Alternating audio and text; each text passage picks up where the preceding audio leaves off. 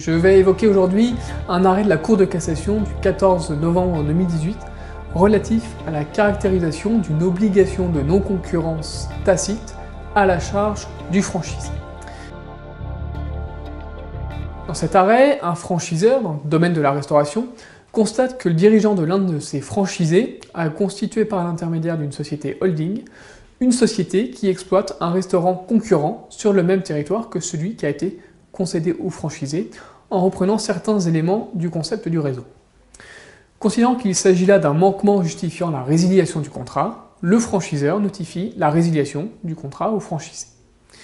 Pour sa part, le franchisé conteste le bien fondé de la résiliation et assigne le franchiseur en dommages et intérêts. Alors même que le dirigeant n'était pas engagé à titre personnel au contrat de franchise et que le franchisé n'était pas soumis à une clause de non-concurrence expresse pendant la durée du contrat, la Cour d'appel de Paris juge que la résiliation du contrat est intervenue effectivement au tort exclusif du franchisé et condamne ce dernier à verser des dommages et intérêts au franchiseur. Alors, le franchisé se pourvoit en cassation et fait valoir deux moyens. D'abord, il considère qu'aucune faute ne pouvait lui être reprochée dès lors que les actes commis par son dirigeant pour l'exploitation du réseau concurrent n'avaient pas été réalisés au nom et pour le compte du franchisé.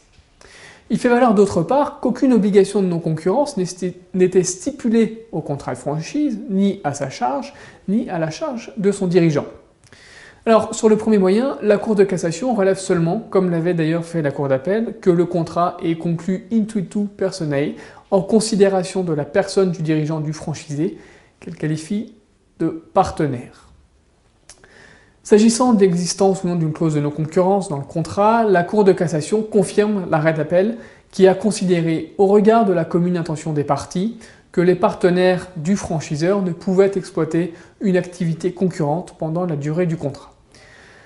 Alors la Cour se fondait pour cela sur deux stipulations contractuelles.